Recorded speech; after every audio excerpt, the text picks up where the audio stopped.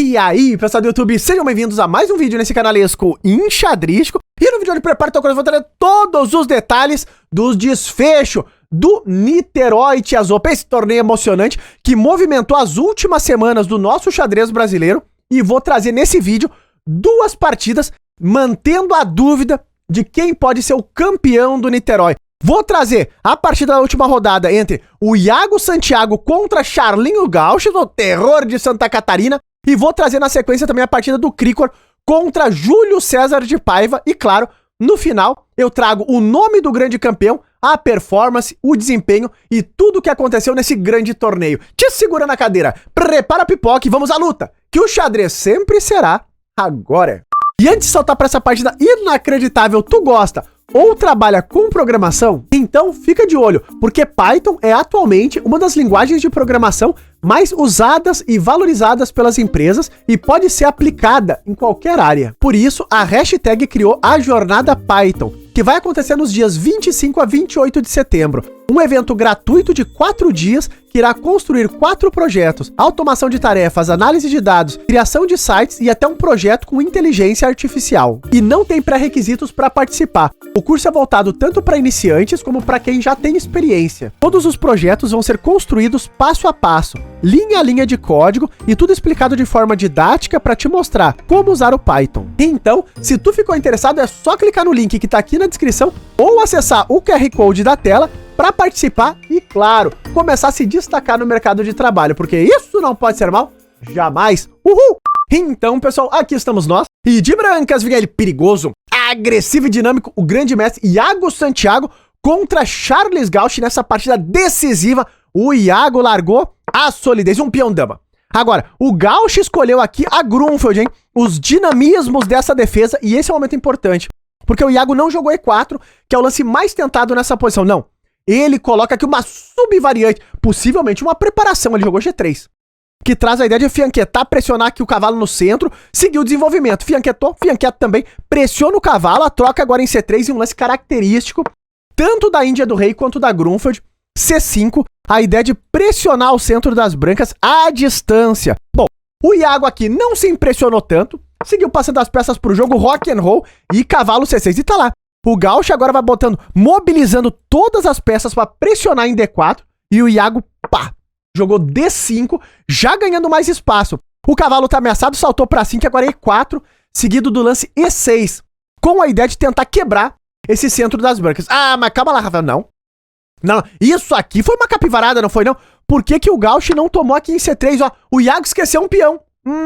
Aqui tem um golpe terrível que o Iago já tinha deixado preparado, ó lá, que é bispo H6. Olha que lance. E agora, se tu tomar a torre, dama por A1, e aqui tu tem um problema grave, que é o mate que tá ameaçado em G7 e a torre que tá caindo em F8.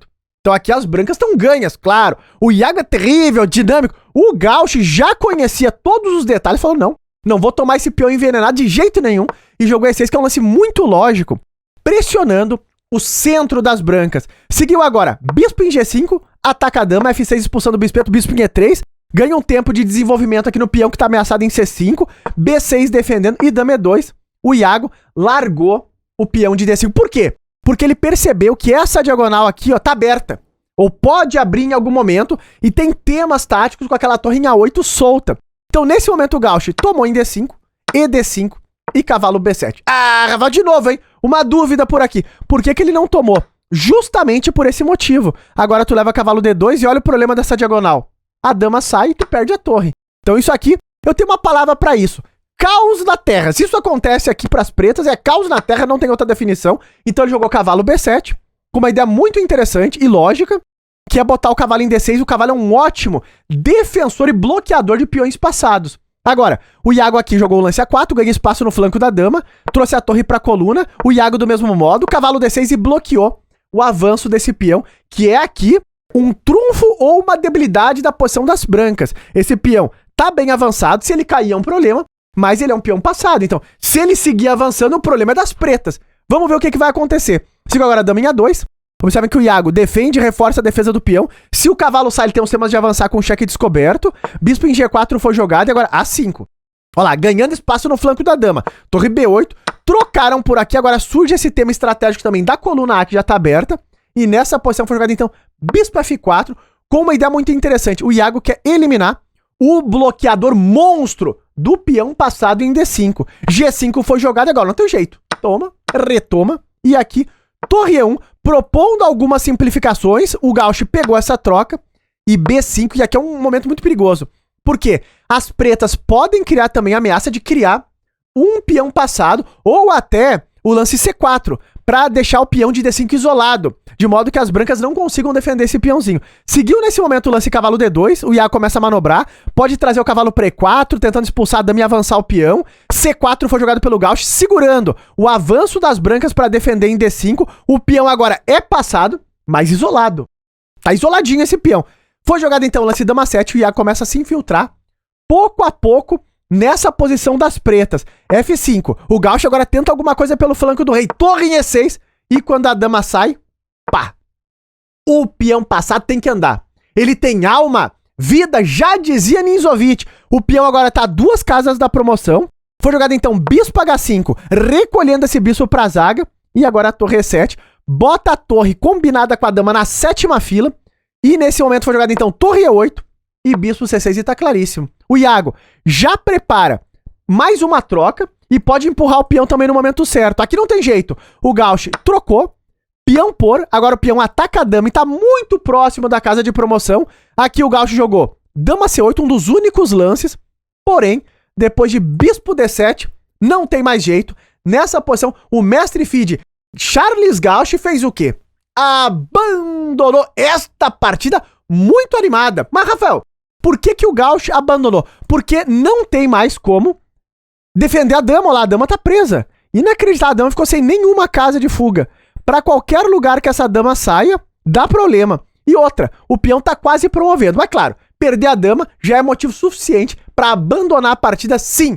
O Iago vence a última rodada de ontem. Como vocês viram, o Iago ganhou a última rodada e a pergunta que fica no ar é: quem é o grande campeão do Super Aberto do Niterói? Vou trazer uma partida inacreditável que o Krikor jogou nesse torneio e logo após essa análise eu trago o nome do grande campeão do Niterói. Agora te prepara, porque o Krikor enfrentava aqui Júlio César de Paiva e ele largou uma rete posicional, hein?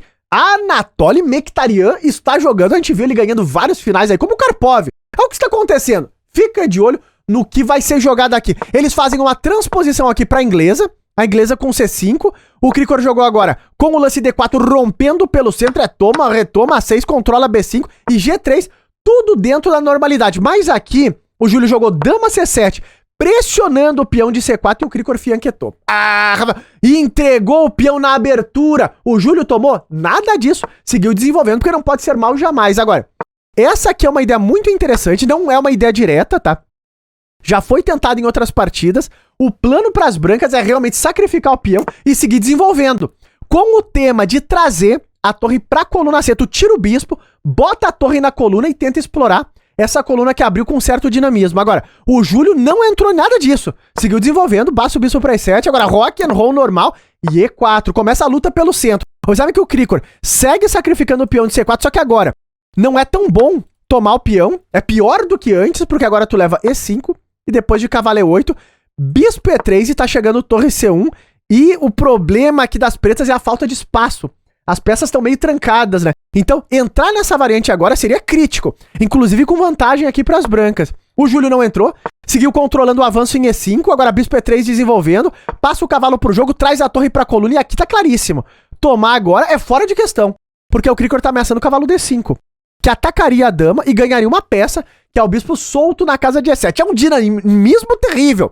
Nesse momento, torre B8 foi jogado, e agora F4, e o Krikor começa pouco a pouco a ganhar um pouco mais de espaço no flanco do rei. Torre E8. E olha o que o Krikor jogou agora. Pá! Pois Anatoly Mkhitaryan já foi descartado. Isso aqui é Krikor de Riga, não há dúvida. G4 ele jogou.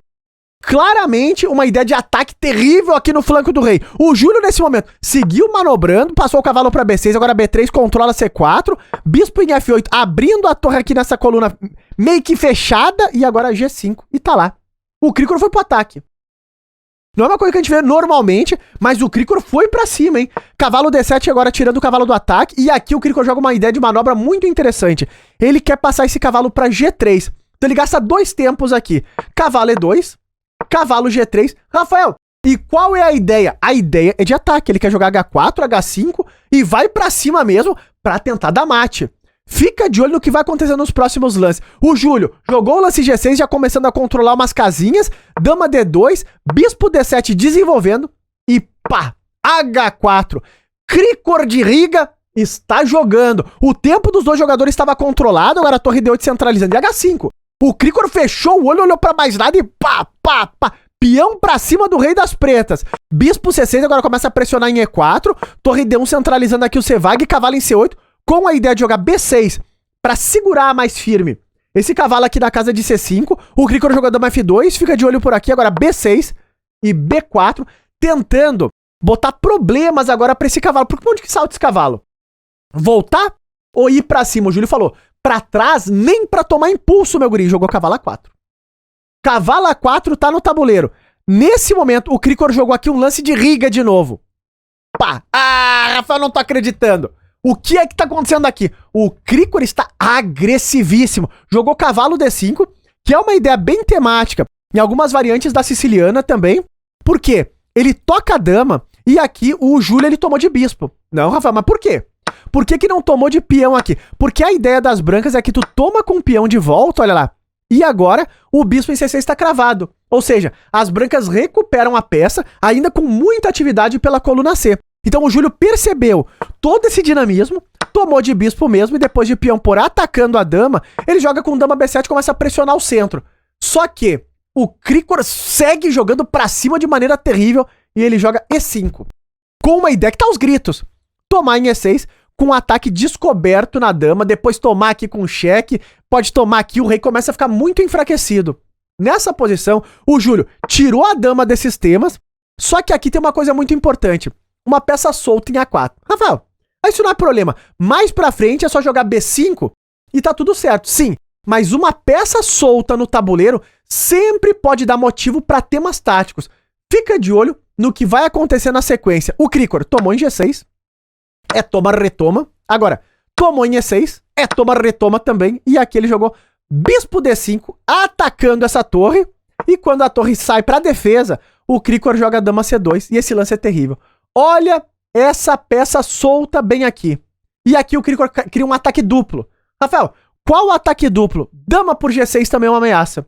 Porque agora, o peão de F7 ele tá cravado por conta do fortíssimo bispo de D5. E esse lance dama C2 é tão forte e terrível que nessa posição o Júlio César fez o quê? Abandonou esta partida de ataque terrível.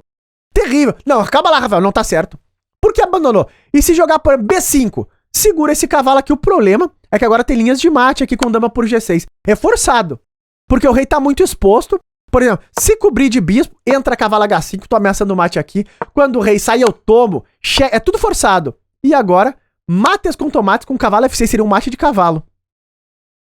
Inacreditável. E sim, essa foi uma das partidas que levou o Krikor a ser o campeão do Niterói Tias Open. Este aberto fortíssimo, terrível, um dos abertos mais fortes do Brasil. O Krikor ganhou esse torneio de ponta a ponta, do início ao fim, jogando um xadrez de altíssimo nível, com um desempenho de performance no torneio de 2.662, ganhando 16 pontos de rating. O Krikor, que algumas semanas atrás ganhou também a Copa Trois, um torneio aqui em Porto Alegre, no Metrópole, e já na sequência ele entrou no Niterói e ganhou mais essa competição. Uma salva de palmas para esse guerreiro, que com certeza todos esses resultados são frutos da dedicação e do estudo do Krikor, e que venham mais conquista pela frente. Estamos sempre na torcida. E tá no ar a precisão desta peleia travada no Niterói Tias Open. E o Cevag fez aqui próximo de 92% de precisão.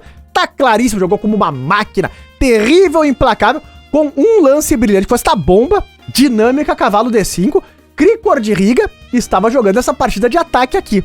Agora, fica de olho nos resultados atualizados. O Krikor, que foi o grande campeão do Niterói, com 1 ponto na frente dos demais jogadores. Ele que fez a assustadora performance de 2.662 e ganhou 16 pontos de rating nesse torneio, saltando agora para 2.559 na feed. O Sevag tá voando. Seguindo ali os primeiros colocados do torneio. O Iago vem com 7 pontos, grande Iago, fez um torneiaço. Renatinho Quintiliano Guerreiro fez um grande torneio também. Lucas Cardoso ficando ali na pontinha, dividindo as primeiras colocações. Armen Prudian, Everaldo Matsura, Carlos José, Diego de Bernardino, Licael da Bolívia, um jovem talento do xadrez boliviano, de apenas 15 anos de idade também, jogou um torneiaço. O guerreiro do xadrez gaúcho, Felipe Mena Barreto, fez um torneião também, ficou ali na ponta do torneio. Vitor Chumiatsky, voltando aos tabuleiros, este monstro do nosso xadrez. Alexander Fier e Lucas Piccoli fecham as primeiras colocações do Niterói. Um agradecimento também muito especial e uma salva de palmas pro pessoal da organização por mais um torneio daqueles, alegrando e movimentando o nosso xadrez brasileiro, Ed Rosas e toda a equipe. E claro, cada um de vocês que acompanhou a cobertura. Se tu gostou da cobertura e da análise, não esquece daquele likezão aí embaixo e até os próximos vídeos.